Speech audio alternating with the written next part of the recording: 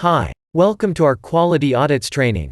Today we are going to learn and understand the quality audits in the concept of continuous improvement. Internal audit plays a vital part in maintaining a functional and effective quality management system. Quality audit serves as the health check of an organization's compliance with the QMS, and/or other relevant requirements established to say whether or not the organization is in adherence as set forth therein. Most of us are familiar with the term audit. Typically, audit is considered to be associated with financial matters such as accounts, costing, taxation, etc. As a result, the very mention of audit evokes fear, not comfort. However, management system audits are totally different in nature, especially in quality management systems, ISO 9001-2008. But before moving on, first, let's define our learning objectives.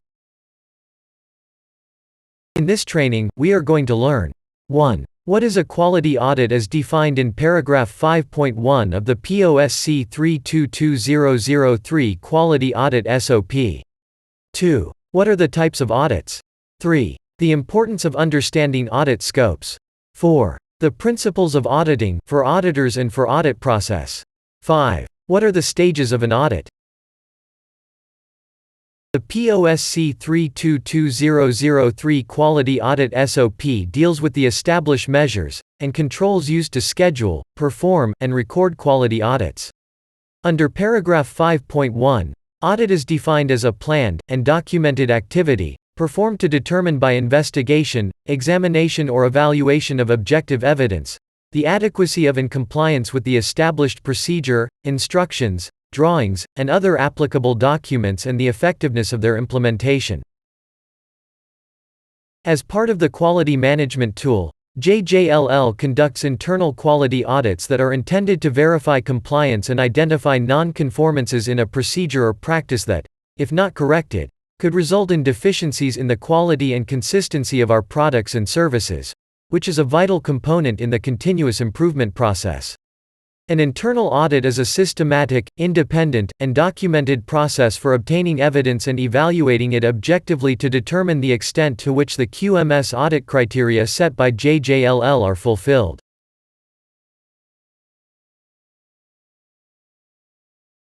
Audits are classified into 4 types. They are: 1. The internal audit or first-party audit. 2. The external audit, or the second or third-party audit.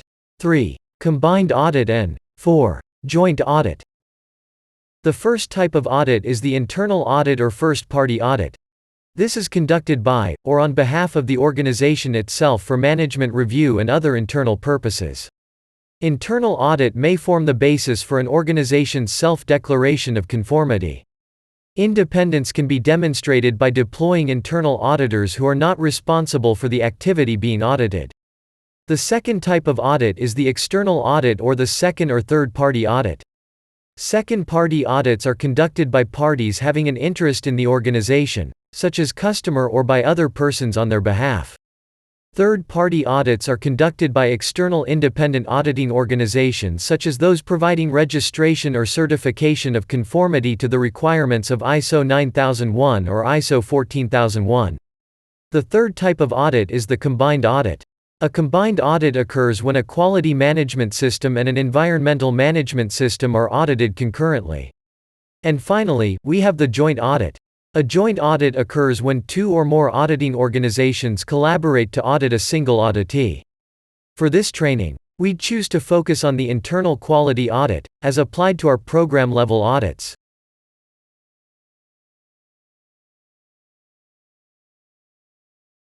Setting up our audit scope is necessary before we can move forward with the actual audit itself. Audit scopes can be differentiated as process, adequacy, or compliance. A process audit is an examination of results to determine whether the activities, resources, and behaviors that cause them are being managed efficiently and effectively. Processes generate results. Therefore, for an audit to be a process audit, it has to establish whether the results are being generated by an effectively managed process. Where deviations of generated results from the desired output are eminent, this validates the requirement of a documented procedure.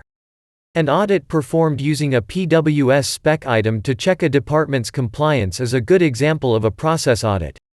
Compliance audit. This audit seeks to establish the extent to which the documented system is implemented and observed by the workforce. That is, are the people complying with the system? An ideal illustration of a compliance audit is one that uses established internal procedures to check whether the established process is really followed. Finally, we also have adequacy audit, which is also known as system or management audit. This aims to establish the extent which the entire documented system meets the requirements of the applicable standard. It is a desktop exercise, based on system documentation such as manual, procedures, work instructions etc. Sometimes, it involves sample check on system procedures. This is an opportunity to seek clarification on any ambiguities and/or contradictions within the documented system itself. Audit can be an effective support tool for management by checking the implementation status of policies and procedures, and providing information that can help improving the process performance. In order to ensure that the audit conclusions are relevant, and different auditors arrive at the same conclusions in similar circumstances, the ISO has spelt out some prerequisites, guidelines for the auditors and the audit process itself. These are known as the principles of auditing.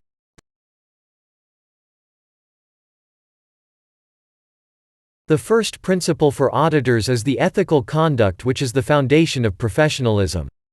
Trust, integrity, confidentiality and discretion are essential to auditing.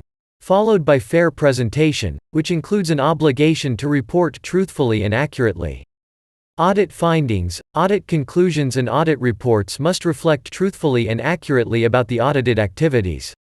Significant obstacles encountered during the audit and unsolved diverging opinions between the audit team and the auditee are reported.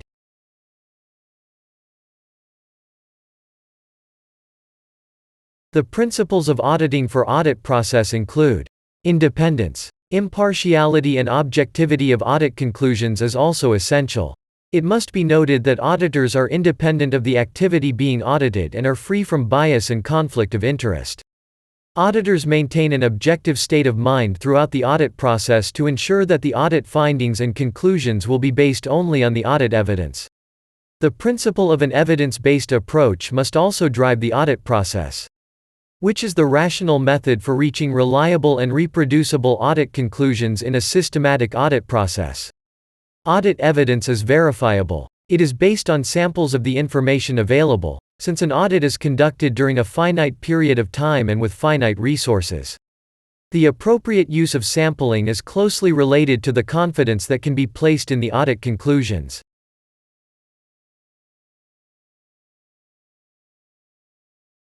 There are 7 stages of an audit, namely: 1. Audit initiation. 2. Document review. 3. Preparing for on-site audit. 4. Conducting on-site audit.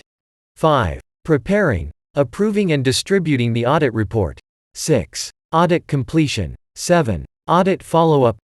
When planning for an audit, the following questions should be asked. 1. Who should be audited? 2. Why should be audited? 3. What type of audit to be conducted?